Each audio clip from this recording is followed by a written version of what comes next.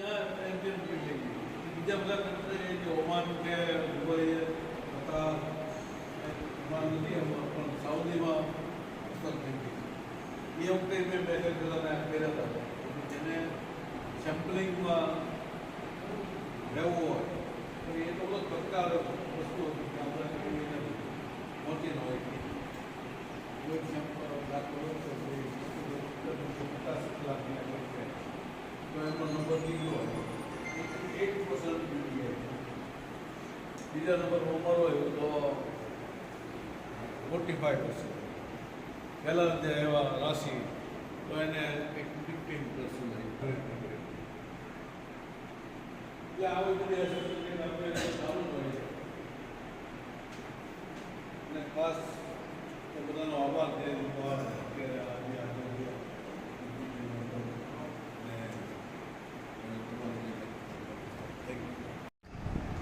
સૌપ્રથમ વાત કરું તો અમે આ લાઈનમાં જોઈન થયા સેનેટરીમાં લગભગ 10 વર્ષ થયા 2015માં. તો હું પહેલા મારી જૂની વાત કરીશ. 2012 પહેલા અમે કોડિયા બનાવતા, હું મારો બ્રધર અને મારા પપ્પા ત્રણે. પછી અમે વિચાર્યું કે કંઈક નવો બિઝનેસ કરી, પણ શું કરવો એ અમને ખબર નહોતી. પણ ધીરે ધીરે અમારા પ્રજાપતિના પ્રમુખ અમિતભાઈના પપ્પા એમને અમને કીધું કે તમે સિરામિક સેનેટરી વેરનો બિઝનેસ સ્ટાર્ટ કરો. પણ અમે એમને કીધું અમારી પાસે એટલું આની ફાઇનાન્શિયલ કેપેસિટી નથી કે અમે સેનેટરી વેરનો બિઝનેસ કરી શકીએ. પણ આપણે કહેવાય લાઈફમાં કોઈ આપણી પર આવીને આપણે હિંમત આપે કે તમે ચાલુ કરો, અમે તમારી સાથે છીએ. એવી રીતે અમે પ્રભુભાઈ અમને હિંમત આપી કે તમે સ્ટાર્ટ કરો. તમારે પ્રોડક્શન, સેલ્સ કે ફાઇનાન્શિયલ કંઈ બી સપોર્ટ જોતો તો અમે તમારી સાથે છીએ. બીજું 2015 થી 25 વર્ષના 10 વર્ષના અનુભવમાં મેં જોયું છે કે 2015માં જ્યારે આવ્યો ત્યારે લગભગ ખાંડમાં ઓરિસ્સામાં વીટ રેલ 100, 150, 200 રૂપિયાની રેલની આઈટમ આપણે બનાવતા હતા. પણ આજે ખાંડમાં બધા યુનિટ 2000, 2500, 3000, 3500 લગીની લક્ઝરી આઈટમ બનાવવા માંડ્યા છે.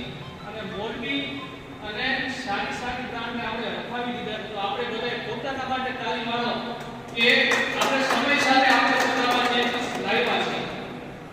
બીજું આપણે 5-7 વર્ષ પહેલા સેલિબ્રેશન અને હિન્દુસ્તાન બ્રાન્ડ બનાવતા. ત્યારે આપણા માટે ચેલેન્જ હતી કે બ્રાન્ડ એ સૌ પોતાની બ્રાન્ડ બનાવે. ત્યારે એમ કહેતો કે સૌની બ્રાન્ડ બનાવી તો એ અઘરું છે, પોતાનું માર્કેટ કરવું આજે બધે. પણ આજે આટલા દરેક રીતમાં પોતાની એક કોઈને બબે બ્રાન્ડ છે. તો આનો શ્રેય આપણે યાદ હોય તો હિન્દુસ્તાન વાળાએ ખાંડમાં 10-12 રૂપિયા રેટ પાડેલી, મારી ફેક્ટરીમાં પાડેલી. તો આપણે હિન્દુસ્તાન કંપની વાળાને તાલીઓથી વધાવો પાડે કે એને રેટ પાડ્યો તો આ બધા સેલિબ્રેશન બ્રાન્ડ જ આપણે બનાવતા હોય. ત્રીજું મારા પપ્પા, મારા ફાધર એ પોતે આધ્યાત્મિક છે અને અદાલત દાદા ભગવાનનું એ પોતે બહુ માને છે. ખાનપા એ મેનેજમેન્ટ કરે છે. દર સોમવારે આપણે લાઈફ સ્કૂલમાં એમનો સત્સંગ હોય છે. અમારી ફેક્ટરીમાં પણ મહિને 2 મહિને એક હોલ બનાવેલો છે સત્સંગ, ત્યાં બી સત્સંગ હોય છે. અને એમના તરફથી બી અમને બંને ભાઈઓને કોઈ કાંઈ આધ્યાત્મિક અને બિઝનેસ બંને સાથે મળીને અમે થોડું બિઝનેસમાં ઇન્વોલ્વ કરીને અમારું બિઝનેસ કરી છે. મારા ફાધર અમને બંને બ્રધરને હંમેશા કહે છે કે તમે ભલે બિઝનેસ કરો પણ ફ્રી રહેવા દો. શું કામ? તમે ફ્રી રહેશો તો કંઈક નવો વિચાર કે નવું કંઈક કરી શકશો. અને જો 10 વર્ષ પહેલા આપણે જે વસ્તુ કરતા ને આજે બી કરી છે તો જે જોબ કરતો હોય અને આપણામાં કંઈ અલગ ડિફરન્ટ નથી. તો એ બી આપણામાં એક ચેન્જીસ લાવવાની જરૂર છે કે આજે અમારી ફેક્ટરીમાં 7-8 સુપરવાઇઝર હોય તો બી ચાલે, પણ અમારી ફેક્ટરીમાં 13 સુપરવાઇઝર છે. આજે અમે બંને ભાઈ કે મારા ફાધર ન હોય તો બી ફેક્ટરી ચાલે છે. કારણ કે ગણતરી કરો તો આપણી 2-3 મહિનાની પ્રોફિટ લોસમાં હોય. પણ અમે લાસ્ટ 1.5 વર્ષથી પરમોરાના એક કન્સલ્ટન્ટ રાખેલા છે, અમારા અંદરનું પ્રોડક્શન મારા મોટો ભાઈ સંભાળે છે, એટલું બધું મને આઈડિયા નથી. લગભગ સંજયસિંહ કરીને આવે છે લાસ્ટ 1.5 વર્ષથી. એનાથી અમને એ બેનિફિટ થયું, લાસ્ટ 1.5 વર્ષથી અમને પ્રોડક્શન વાગે કાંઈ લોસ નથી આવ્યો. તો હું તમને બધાને જે રેન્જ બનાવે છે, સારી ક્વોલિટી બનાવે છે, બધા રિકમેન્ડ કરું છું તમે આમને એપ્રોચ કરો. ભલે એની ફીસ ઊંચી છે પણ એ તમને સામે એટલો બેનિફિટ પણ કરાવશે. તો સેલ્સ જ્યારે અમે સ્ટાર્ટ કર્યું ત્યારે અમે લોકલ ઉપર ડિપેન્ડ હતા મીન્સ, અને આજે અમારું સેલિંગ ડાયરેક્ટ 90% છે. તો હજી પણ જોઉં છું ખાનમાં ઘણા બોલો કઈ આવે છે એટલે મેં તો વાત કરી વાત ચોક્કસ.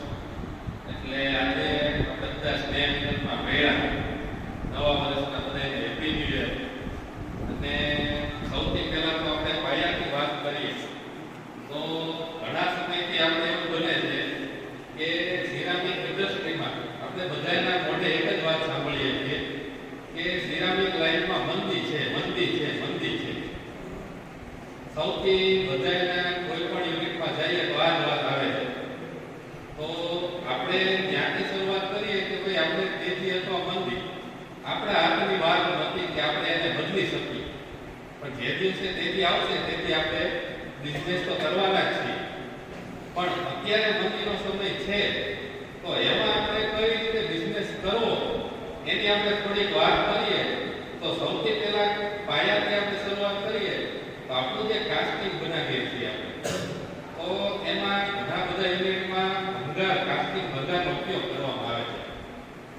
સૌથી પહેલા તો કાસ્ટિંગ ભંગાર, એટલે ભંગાર શબ્દથી તમે અનુમાન લગાવી લો તો ભંગાર નાખવાથી કોઈ દિવસ સારો માલ નીકળે નહીં.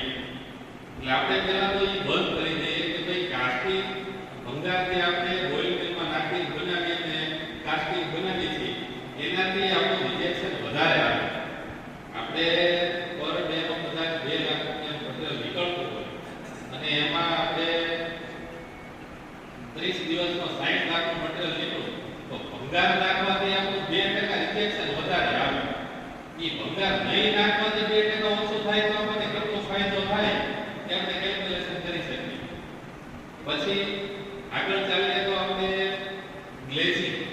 ગ્લેઝિંગમાં જો ઓટોમેશન આપણે રોબોટિક સિસ્ટમ આવે તો આપણે જે 4 જણા કામ કરતા હોય 2 જણા કરીએ છીએ તો આપણને કોસ્ટિંગમાં થોડો ફાયદો થાય અને મટીરીયલ સારું નીકળે.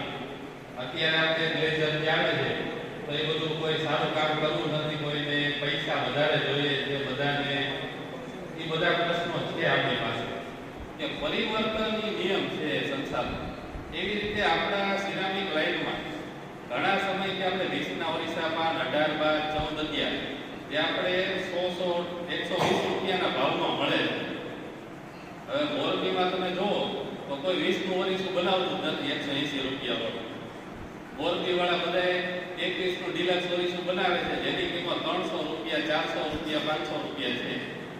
તો આપણે કોઈ એવી પ્રોડક્ટ જૂની જે ડિસકન્ટિન્યુ કરીએ અને નવી પ્રોડક્ટ જે બનાવીએ કે જેનું વેલ્યુએશન 200 250 300 રૂપિયા હોય તો આપણો પ્રોફિટ પણ વધે. તો આપણે આ ઉપર થોડું કંઈ કામ કરવાની જરૂર છે.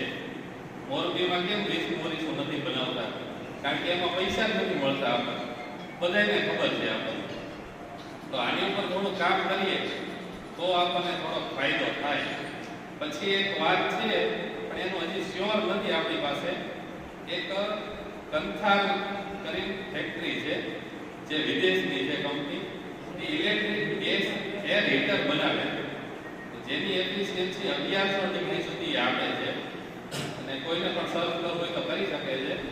એ ઇલેક્ટ્રિક ગેસ એર હીટર બનાવે છે 1100 ડિગ્રી સુધી. હજી કંપની સાથે આપણે કોઈ વાત થઈ નથી પ્રોપર, પણ એ જો આપણી એપ્લિકેબલ થાય. થોડી સમય પહેલા CGCRA ના મીટિંગમાં જે કીધું હતું કે રોકા કંપનીએ સૌથી પહેલી ઇલેક્ટ્રિક ફર્નેસ બનાવી, તો એવી રીતે જો આપણે આના ઉપર કાંઈ થોડું કાર્ય કરીએ અને આપણને ગેસ કરતાં સસ્તું પડે તો આપણને આપણો પ્રોફિટ વધે તો આપણે માર્કેટમાં ટકી શકીએ.